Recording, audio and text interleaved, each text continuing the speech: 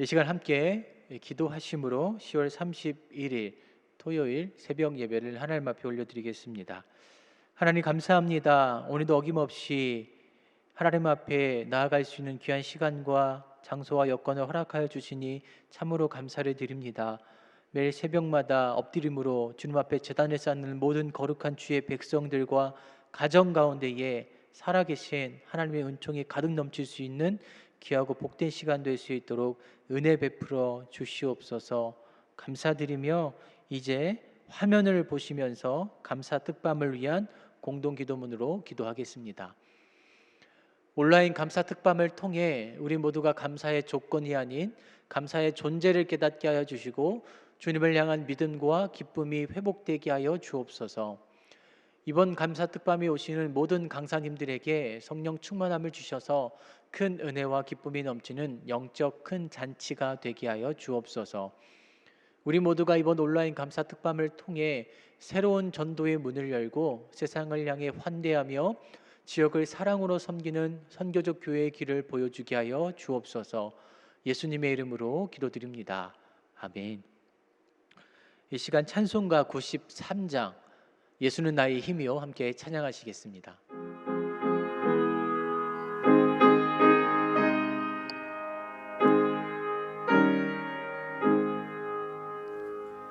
예수는 나의 힘이요 내 생명 되시니 구주 예수 떠나 살면 죄 중에 빠지리 눈물이 앞을 가리고 내 맘에 근심 쌓일 때 위로하고 힘주시니 주 예수 예수는 나의 힘이요 내 친구 되시니 그네를 간구하면 풍성히 받으리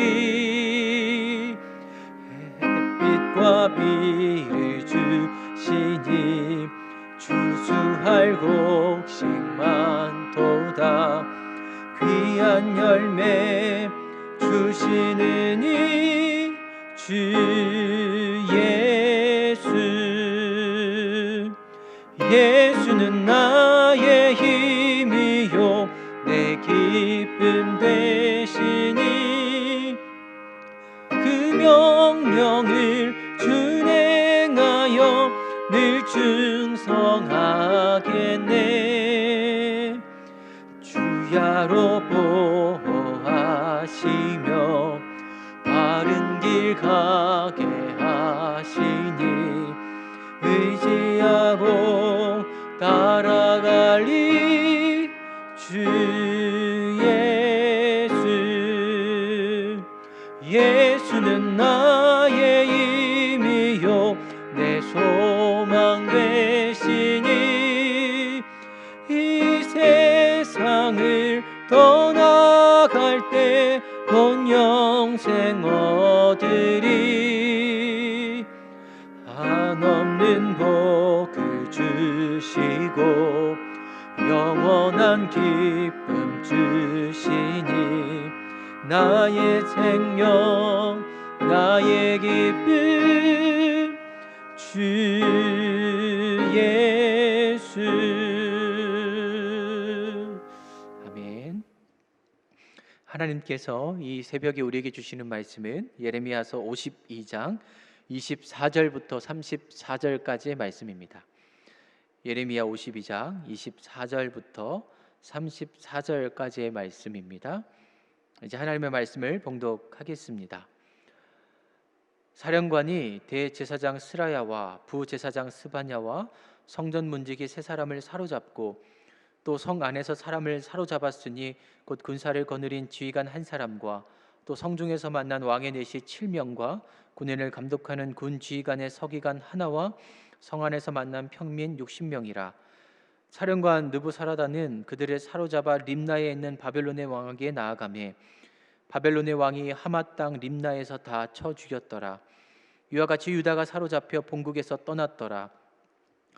느부갓네살이 사로잡아간 백성은 이러하니라.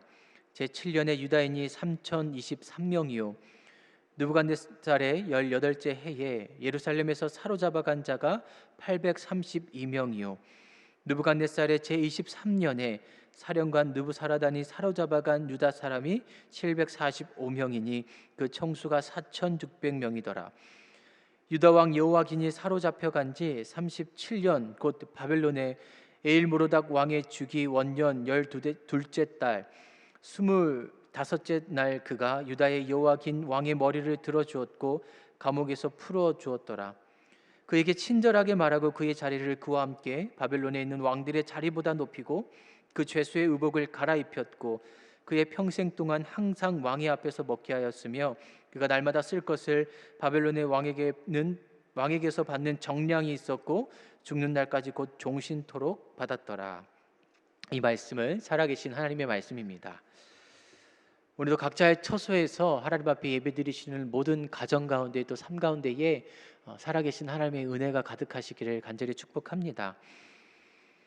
계속해서 예레미야 52장에 보시면 시드기야의 멸망을 시작으로 또 많은 성전의 또 파괴를 이어서 오늘 본문을 보시면 많은 또 사람들이 잡혀가는 남유다의 마지막 장면들이 기록되어 있습니다. 그 중에서도 이 예루살렘의 솔로몬 성전은 이스라엘에게는 없어서는 안 될 가장 핵심적인 상징물입니다. 어쩌면 이 이스라엘 백성들이 나라를 잃은 슬픔보다 성전을 빼앗긴, 성전을 파괴당한 그 사실이 그들을 더욱 고통스럽게 만들었을 것입니다. 그만큼 이 예루살렘의 성전은 이스라엘의 소망이었고 영원하기를 원했던 찬란한 유산이었습니다. 그런데 그런 솔로몬 성전이 파괴된 것이죠. 이제 더 이상 어떠한 소망도 보이지 않는 끔찍한 남유다의 처절한 현실이 되어버렸습니다. 하지만 이것만으로 남유다를 향한 바벨론의 공격이 멈추지를 않았습니다. 오늘 보면 24절에서 30절까지를 보시면 바벨론은 더 이상 싸울 힘도 군대도 남아있지 않은 그 남유다를 계속적으로 공격하는 장면이 등장합니다. 그러면서 이제 사람들까지 무자비하게 죽이기 시작합니다.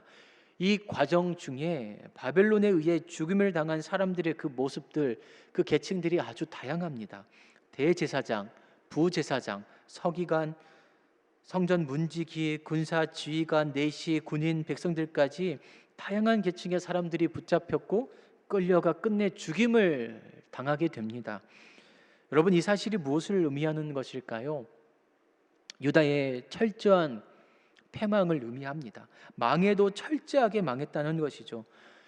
비록 왕족들, 시드기야 왕을 비롯한 그의 아들들, 그 왕족들이 죽임을 당하여도 제사장들이 남아있고 군사의 지휘관들, 또 소수지만 어쨌든 군대가 남아있다라면 그래도 어렵지만 힘들겠지만 다시금 나라의 재건을 도모할 수 있는 아주 자그마한 그런 희망의 씨앗들은 있었습니다. 그런데 이 바벨론은 끝까지 그 모든 씨앗 하나하나를 철저하게 공격하고 없애버린 것이죠. 그리고 가난한 자들만 남겨서 유다의 남은 땅을 관리하게 하고 그 중에서도 쓸만한 일꾼들은 다 죄다 잡아가서 자신들의 나라의 노예로 삼고 그리고 일꾼으로 삼습니다.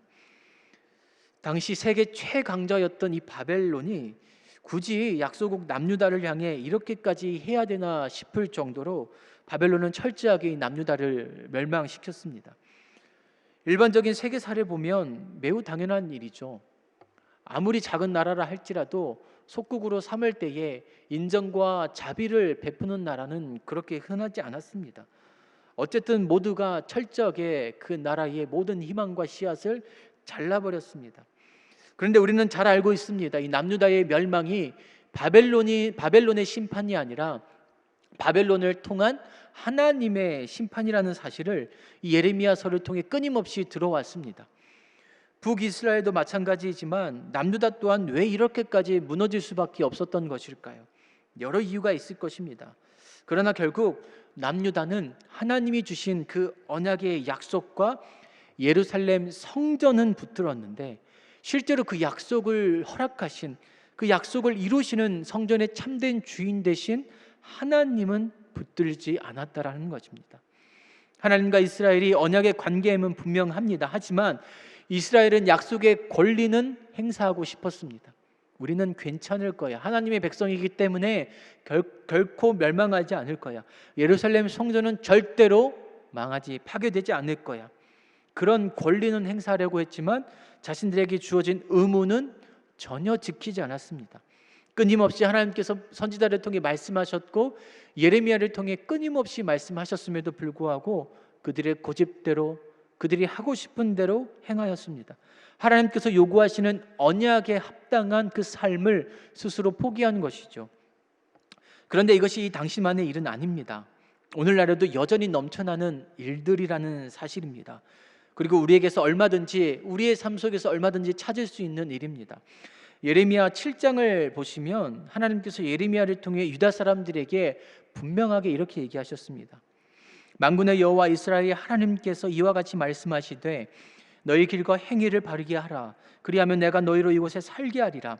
너는 이것이 여호와의 성전이라, 여호와의 성전이라, 여호와의 성전이라 하는 거짓말을 믿지 말라. 너희가 만일 길과 행위를 참으로 바르게 하여 이웃들 사이에 정의를 행하며 이방인과 고아와 과부를 압제하지 아니하며 무지한 자의 피를 이곳에서 흘리지 아니하면 다른 신들 뒤를 따라 화를 자초하지 아니하면 내가 너희를 이곳에 살게 하리니 곧 너희 조상에게 영원 묵은토록 준 땅이니라. 여러분 무슨 말입니까? 성전에서 예배드리고 있다고 그것이 결코 하나님께서 임재하시고 그것이 결코 성전이 된다라는 말이 아니라는 얘기입니다. 만약에 길과 행위를 바르게 하고 정의를 행하지 아니한 채 예배를 드리면 그 예배는 거짓 예배이고 그 예배를 드리는 장소 또한 하나님께서 임재하시는 성전이 아닌 거짓된 장소라고 말씀을 하고 계십니다. 아무리 예배당이 화려하고 그 예배당에서 울려 퍼지는 찬양이, 그 기도가 웅장하고 설교 또한 은혜가 된다 할지라도 하나님께서 원하시는 그 언약의 삶을 포기한다라면 그 예배는 거짓이다, 심지어 도적의 굴혈이다라고까지 말씀을 하셨습니다. 우리는 자꾸 구원과 삶을 분리해서 생각하려고 합니다. 맞습니다. 삶이 결코 구원의 이유가 될 수 없습니다. 그 어떤 사람도 하나님의 기준에 부합한 합당한 거룩한 삶을 완벽하게 살아낼 수가 없습니다. 하지만 구원과 삶은 결코 분리할 수 있는 것이 아닙니다. 왜냐하면 성경 곳곳에서 하나님은 그 거룩한 삶을, 하나님의 언약의 백성다운 삶을 요구하고 계시고 또한 그 백성, 그 언약의 삶을 포기한 오늘 이 남유다의 결과를 우리는 잘 알고 있지 않습니까? 하나님은 강력하게 언약의 백성답게 살아가기를 원하십니다. 그리고 이 사실을 끊임없이 다양한 방법으로 다양한 사람들을 통해 말씀을 해주셨습니다. 그런데 이스라엘은 전혀 들을 생각도 없었고 행할 마음도 없었습니다. 그래서 결국 다 망하고 포로의 신세가 되어버린 것이죠. 오늘 본문에 등장하는 이 남유다의 모습은 더 이상 스스로 회복 불가능한 그런 상태에 이르렀습니다. 그 누구도 다시 할 수 있어, 해보자, 희망이 있을 거야, 이렇게 말할 수 있는 수준을 지나쳐버린 것이죠. 그런데 그때 하나님께서 전혀 예상하지 못한 한 가지 역사적인 사건을 오늘 본문에 기록해 두셨습니다. 그것은 이미 오래전에 바벨론으로 끌려간 남유다의 왕 여호야긴에 대한 사건입니다. 여호야긴 왕은 18살에 왕위에 올랐습니다. 그런데 단 3개월 만에 이 바벨론에게 포로로 잡혀가게 됩니다. 바벨론의 그 말을 잘 듣지 않았던 것이죠. 그래서 바벨론 왕이 여호야긴을 포로로 붙잡아 갔습니다. 살았는지 죽었는지 누구 하나 정확하게 말할 수 없었던, 알 수 없었던 그가 바벨론의 왕이었던 느부갓네살의 아들 에일무로닥이 자신의 아버지의 뒤를 이어서 제 두 번째 이 바벨론의 왕위에 올랐을 때에 그가 갑자기 여호야긴 왕을 석방시켜 줍니다. 이 여호야긴이 포로로 잡혀간 지 꼬박 37년째 되는 아주 긴 시간이 흐르고 나서 그를 석방시켜 준 것이죠. 그런데 석방시킨 것으로도 모자라서 바벨론의 그 어떤 다른 왕들보다 가장 높은 곳에 그를 올려줍니다. 그리고 항상 그와 식사를 같이 하고 종신토록 그에게 쓸 것을 풍족하게 공급했다고 성경은 기록하고 있습니다. 남유다의 이 철저한 멸망으로 끝나야 하는 예레미야서 마지막에 갑자기 뚱딴지 같게 갑자기 요야긴의 석방의 사건이 왜 기록되어 있을까요? 남유다 다 망했는데 왜 갑자기 이 사건을 하나님께서는 기록해 두신 것일까요? 여호야긴이 석방된 것은 그의 과거사를 떠나서 어쨌든 좋은 일입니다. 여호야긴 또한 하나님 앞에 결코 선한 왕이 아니었습니다. 악한 왕이었습니다. 그러나 어찌되었든 남유다의 왕이었기 때문에 이 사건이 표면적으로 얘기하는 것은 바벨론이 남유다를 대하는 그 태도, 방식이 달라졌다라는 것을 우리에게 말해주고 있습니다. 여러분, 이것이 하나님의 역사입니다. 남유다가 멸망한 뒤에 바벨론의 속국이 되고 수많은 사람들이 포로로 끌려가는 것이 예레미야를 통해 하나님께서 주신 메시지였습니다. 그런데 하나님은 분명히 한 가지 메시지를 더 주셨습니다. 그것이 무엇이냐? 시간이 흐르면 분명 남유다는 회복할 것이다라는 회복의 메시지 또한 함께 더하여 주셨습니다. 심판의 메시지만 준 것이 아니라 회복할 것이다라는 분명한 약속의 메시지를 함께 준 것이죠. 스스로는 철저하게 망해서 다 죽임을 당해서 머리카락 한 올 들 힘조차 없는 그 남유다였습니다. 하지만 그런 남유다를 향한 하나님의 새로운 역사가 시작됨을 무엇을 통해 말해주고 있습니까? 여호야긴 왕의 석방의 사건을 통해 우리에게 말해주고 있습니다. 여러분, 사람은 실패해도 철저히 망해도 하나님은 여전히 일하십니다. 풀 한 폭이 자라나지 않는 그 사막에 강을 내시고 그 광야의 길을 내시는 하나님께서 도무지 희망이라고는 눈 씻고 찾아볼 수 없는 그 이스라엘 백성을 향해서 그 약속을 지켜주시고 이루어주시고 계십니다. 그래서 누군가는 오늘 본문 예레미야 52장을 향해서 심판과 희망의 협주곡이라고 말합니다. 무시무시한 심판이 담겨있지만 반면에 또 곳곳에 희망의 메시지들이 연주되고 있습니다. 여기서 우리는 중요한 한 가지 사실을 상기해야만 합니다. 여러분, 아까 말씀드렸다시피 여호야긴은 선한 왕이 아니었습니다. 그의 과거의 업적이 하나님 보시기에 매우 기쁘고 훌륭한 삶을 살았던 것이 아니었습니다. 오히려 반대였습니다. 그런데 왜 그를 석방시켜 준 것일까요? 왜 하필 그일까요? 우리는 성경에서 도무지 그 이유를 찾을 수 없습니다. 성경에는 그 이유에 대해서 직접적인 언급이 없기 때문입니다. 그런데 여러분, 이상하지 않습니까? 바벨론의 입장에서 보면 너무 엄청나게 강한 나라도 아니었습니다.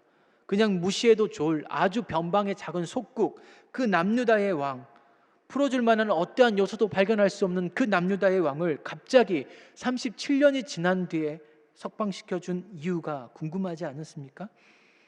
이 사건은 하나님의 은혜이고 주권이라고 밖에 말할 수가 없습니다.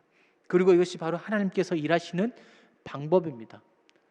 과거에 어떻게 살았던, 선했던, 악했던, 그것이 중요한 것이 아니라 이 역사를 주관하시는 분이 하나님이시다. 우리가 원하는 대로 이루어지는 하나님의 역사가 아니라, 우리가 기도한 대로 이루어지시는 하나님의 역사가 아니라, 정확하게 말씀드리면 하나님의 주권을 가지고 하나님께서 일하시는 하나님의 나라라는 것입니다. 때문에 내가 어떠한 계획을 세웠다라고 자랑할 수도 없고, 내가 이렇게 살았다라고 감히 말할 수도 없는 것이죠. 하나님은 하나님의 방법으로 이 땅을 다스리시고 이 땅을 구원하시는 것입니다. 그렇기 때문에 어차피 하나님 알아서 하실 테니까 마음대로 살자, 아무렇게나 살자, 이런 말씀이 아닙니다. 하나님께서 어떻게 일하실지 모르기 때문에 그 절망의 한 복판 가운데서도 희망의 끈을 놓치지 않아야 된다는 것이죠. 북이스라엘의 역사가, 남유다의 역사가 아무리 힘들고 절망적인 상황이라 할지라도, 그래서 그 은혜를 포기하고 희망을 포기한 사람들이 많았다 할지라도 하나님은 반드시 그들에게 희망을 주셨고 그 희망의 역사 속으로 인도해 가신다는 사실을 오늘 본문을 통해서 우리에게 너무나 분명하게 말씀을 해주고 있습니다. 저는 신방을 할 때마다 성도님들에게 이런 말씀을 자주 드립니다. 하나님께서 하실 일이 있습니다. 그것은 우리가 관여할 일도, 우리가 기도한다고 바뀔 일들도 아닙니다. 다만 우리는 그 하나님의 뜻 가운데 순종하기를 기도해야 하는 것이죠. 하나님께서 하실 일이 있기에 또한 우리가 해야 될 몫이 있습니다. 가만히 넋놓고 앉아서 있는 것이 아니라 코로나라고 답답하다고 아무것도 할 수 없다라고 그저 그 방 구석에서 가만히 있는 것이 아니라 하나님께서 우리에게 반드시 희망을 주시고 새로운 소망과 기대를 주실 것임을 믿고 우리에게 원하시는 길을 걸어가야 된다라고 그렇게 말씀을 드립니다. 여러분, 그것이 바로 하나님과 하나님의 백성 간의 올바른 언약의 관계입니다. 하나님께서 해주실 권리만 붙들고 그것만 바라보는 것이 아니라 우리가 해야 될 의무를 깨닫고 그 의무의 삶을, 정의의 삶을, 하나님 기뻐하실 만한 삶으로 응답할 수 있는 예배자로 살아가는 것이 오늘 저와 여러분들에게 주어진 몫인 줄로 믿습니다. 예레미야서는 이렇게 끝이 납니다. 계속해서 절망을 노래하는 것 같지만 하나님은 희망의 하나님으로 계속해서 심판하실 것만 같았지만 다시금 소생케 하시고 다시금 새로운 창조의 역사로 인도하시는 하나님으로 그 여지의 말미를 두셨습니다. 때문에 혹여나 어떤 인생과 어떤 시간과 어떠한 상황을 살아낸다 할지라도 하나님, 소망의 하나님, 희망의 하나님을 붙드시고 싸워 승리하실 수 있는, 일어나 걸어가실 수 있는 우리 안산제일의 모든 성도님들 되시기를 간절히 축복합니다. 함께 기도하시겠습니다. 하나님, 예레미야서가 그냥 심판으로 끝나는 것이 아니라 하나님께서 희망을 주시고 하나님께서 다시금 새로운 길로 인도하여 주심을 우리에게 말씀해 주시니 감사합니다. 실제로 약속하셨고 약속하신 것을 지키시는 아버지 하나님, 오늘날 주의 성도들과 백성들에게 약속하신 것을 지키시고 인도하시는 그 하나님 바라보며 어떠한 어려운 상황과 형편 속에서도 하나님 붙들고 일어나 걸어갈 수 있는 우리 안산제일교회의 모든 권속들 될 수 있도록 역사하여 주시옵소서. 특밤을 준비하고 있습니다. 어려운 때에도 한 영혼을 사랑하는 그 마음으로 준비하고 있습니다. 많은 강사들을 모시고 함께 은혜의 말씀을 듣고자 합니다. 간증을 듣고자 합니다. 우리의 팍팍한 인생 가운데 찾아오셔서 은혜 베풀어 주시옵시고 강물 같은 은혜로 우리의 메마른 심령에 부어 주시옵소서. 하나님, 연말 가운데에 또 교회가 내년 한 해를 준비해야 될 여러 가지 사역들이 많이 있습니다. 지혜를 주시고 또 일꾼들을 잘 세우게 하여 주시옵시고 무엇보다 올 한 해 일하셨던 교회 모든 일꾼들을 격려하여 주시고 위로하여 주시고 힘주셔서 안산제일교회가 올 한 해를 잘 마무리할 수 있는 과정 가운데 나아가게 하시고 또한 내년 한 해를 잘 준비할 수 있는 복되고 귀한 과정이 되게 하여 주시옵소서. 늘 앞장서시는 담임 목사님 붙들어 주시고 늘 원로 목사님의 신원을 강건케 하여 주시고 하나님 함께 동역하는 모든 교육자들과 학육직들과 성도들 온 교회가 똘똘 뭉쳐서 주님 기뻐하시는 모습으로 살아갈 수 있는 은혜를 허락하여 주시옵소서. 감사드리며 우리를 구원하신 예수 그리스도의 이름으로 기도드립니다. 아멘. 하늘에 계신 우리 아버지의 이름을 거룩하게 하시며 아버지의 나라가 오게 하시며 아버지의 뜻이 하늘에서와 같이 땅에서도 이루어지게 하소서. 오늘 우리에게 일용할 양식을 주시고 우리가 우리에게 잘못한 사람을 용서하여 준 것 같이 우리의 죄를 용서하여 주시고 우리를 시험에 빠지지 않게 하시고 악에서 구하소서. 나라와 권능과 영광이 영원히 아버지의 것입니다. 아멘.